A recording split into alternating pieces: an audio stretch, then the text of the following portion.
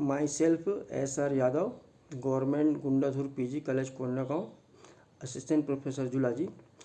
आज का मेरा टॉपिक है induced breeding in fishes, MSc 4th sem, elective paper A, paper 4th, unit 2।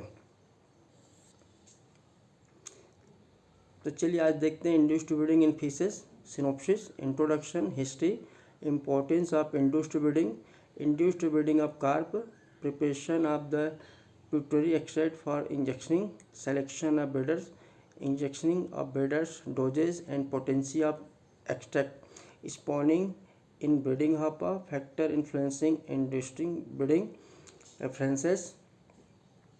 तो ये डायग्राम आप देख रहे हैं, तो इसमें इंड्यूस्ड ब्रीडिंग को बताया गया है। तो इस फिगर में जनरली क्या होगा कि मेल ब्रूडर्स को इंजेक्शन लगाया गया है, जबकि क्या होता है दोनों जो मेल और फीमेल जो ब्रूड्स होते हैं उनको इंजेक्शन लगाया जाता है। सेकेंड फिगर में आपको एक लेबियोरोहिता दिखाया जा रहा है, तो इनको जाल से निकाला जा रहा है और इंजेक्शन लगाने के लिए। देन इंट्रोडक्शन, तो इंड्यूस्ड ब्रीडिंग वह तकनीक है जिनके माध्यम से पिट्यूटरी हार्मोन को फिशेस में इंजेक्ट करके उनको एग्स एंड स्पर्म के लिए प्रेरित किया जाता है। और इस प्रकार से इंड्यूस्ड ब्रीडिंग जो है तो है फिश कल्चर के लिए इम्पोर्टेंट है। और फिश के जो पिट्यूटरी ग्लैंड्स होते हैं उसमें मेमल के पिट्यूटरी ग्लैंड के जैसे LH और FSH फैक्टर्स पाए जाते हैं। LH का मतलब है ल्यूटिनाइजिंग हार्मोन एंड FSH का मतलब होता है फॉलिकल स्टिमुलेटिंग हार्मोन। तो ये दोनों हार्मोन जो होते हैं तो फिश होते हैं उनको स्पर्म एंड ओवम सेक्रेट करने के लिए प्रेरित करते हैं। देन हिस्ट्री, इंड्यूस्ड ब्रीडिंग सबसे पहले 1930 के दशक में ब्राज़ील में विकसित हुआ और वहाँ से फिर रशिया, यूरोप, नॉर्थ अमेरिका और एशिया के विभिन्न भागों में आसानी से पहुँच गया और इनके काफ़ी अच्छे रिजल्ट मिल रहे हैं। और अलग अलग देशों में अलग अलग प्रकार की प्रजातियों का उपयोग किया जाता है।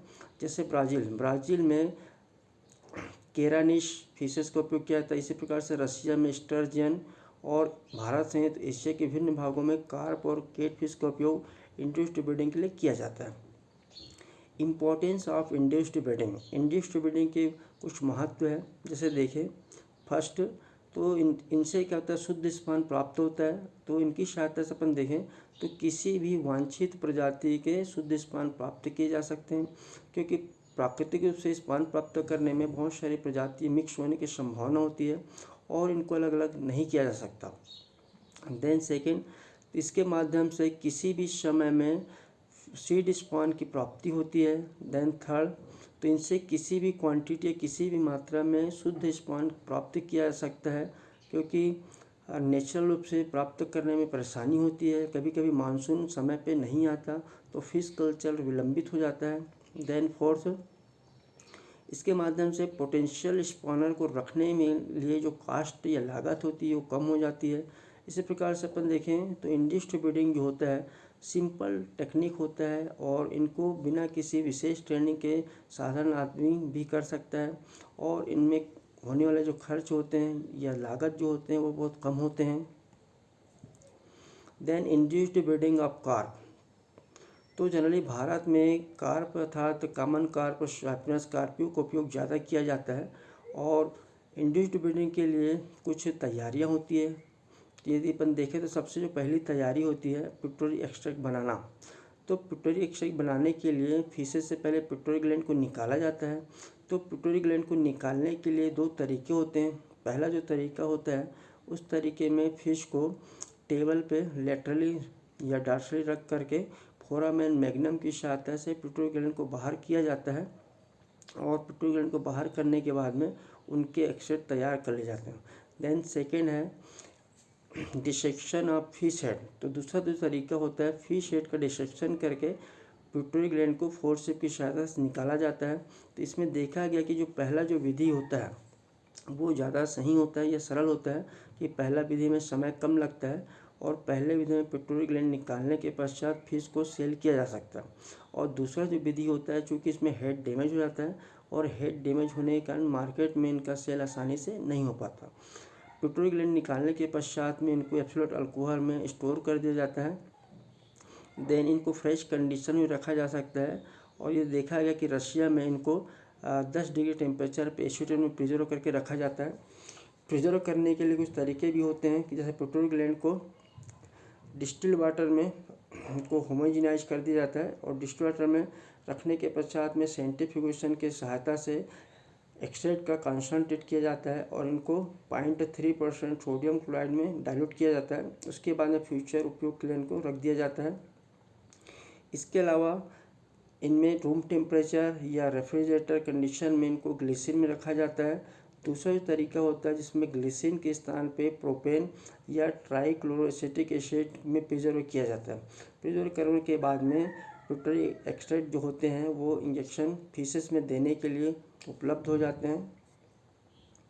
देन सिलेक्शन ऑफ ब्रीडर्स, जो ब्रीडर्स होते हैं अर्थात जिनसे स्पर्म एंड ओम प्राप्त करने होते हैं तो उनको पिट्यूटरी एक्सट्रैक्ट के इंजेक्शन लगाया जाता है। तो इनको सेलेक्ट करते हैं कि अच्छे ये हेल्दी स्वस्थ और फुली राइप और मीडियम साइज अर्थात मध्यमिक आकार के जो फिश होते हैं जिनका एज ग्रुप 2 से 4 वर्ष हो और उनका वज़न जो होता है 1 से 5 किलोग्राम हो, तो ऐसे जो फिश होते हैं ज़्यादा उपयुक्त होते हैं। और फुली रिप मेल और फीमेल जो होते हैं उनमें अंतर पाए जाते हैं। जो फुली राइप जो मेल होते हैं इनका पेक्टोरल फिन जो होता है रफ होता है और इनका वेंट्रल सरफेस पे दबाने पर इनसे जो मिल्ट होते हैं आसानी से निकलते हुए लगते हैं।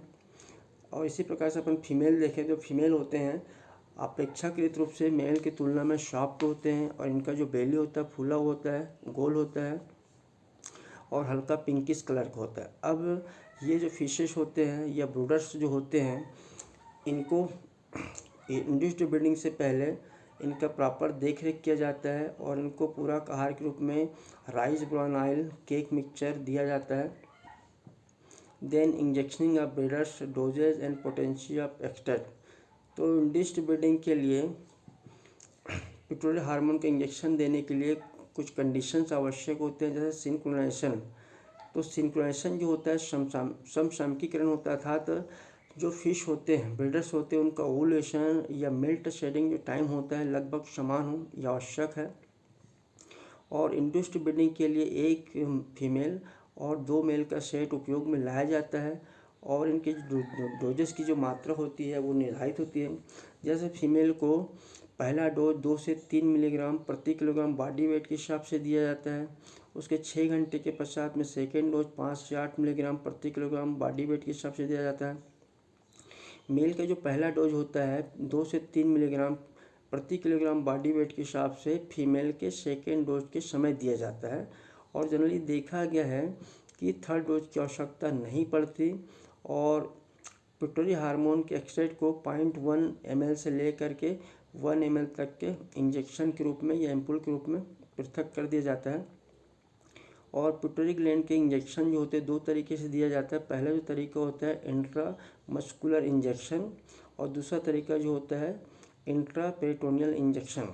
तो इंट्रा मस्कुलर इंजेक्शन में फिशेस को पकड़ करके इंजेक्शन जो होता है या तो कॉर्डल पेडंकल या शोल्डर में दिया जाता है और इंट्रा पेरिटोनियल इंजेक्शन जो होता है पेड फिन के बेस पे लगाया जाता है।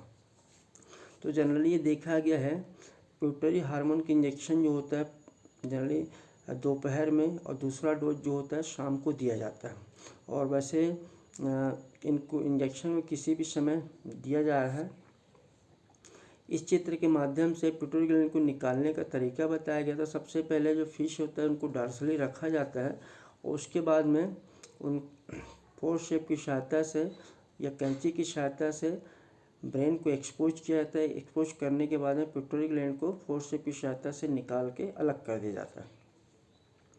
Then spawning in breeding hopper, इसके पश्चात में इंजेक्शन देने के पश्चात में ये जो ब्रीडर्स होते हैं स्पॉनिंग के लिए तैयार होते हैं तो इनको ब्रीडिंग हापा में छोड़ दिया जाता है। ब्रीडिंग हापा का जो साइज होता है सामान्यतः 3 metre into 1.5 metre into 1 metre अर्थात 3 मीटर लंबे 1.5 मीटर चौड़े और 1 मीटर ऊंचाई वाले ब्रीडिंग हापा होते हैं।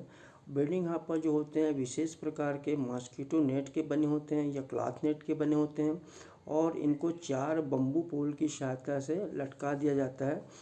और इसमें हापा में रहने वाले जो ब्रीडर्स होता है सामान्यतः इनका वज़न 3 से 5 किलोग्राम का रखा जाता है। ज़्यादा वज़न होने पे ब्रीडिंग हापा में इनको रखने में कठिनाई होती है।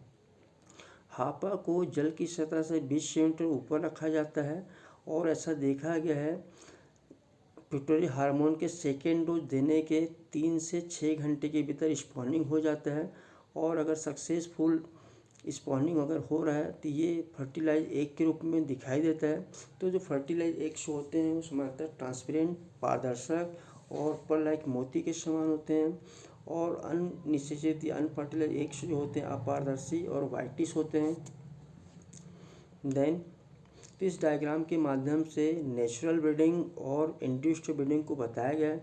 जैसे अपन देखें इन्वायरमेंट स्टिमुलाई, तो पर्यावरण या वातावरण से जो स्टिमुलाई होते हैं ये ग्राही के माध्यम से ब्रेन सेंटर हाइपोथैलेमस में पहुंचते हैं। हाइपोथैलेमस में पहुंचने के बाद में ये पिट्यूटरी ग्लैंड में पहुंचते हैं। पिट्यूटरी ग्लैंड में पहुंचने के बाद में पिट्यूटरी ग्लैंड उत्तेजित होकर के गोनाडोट्रोपिन हार्मोन सीक्रेट करता है।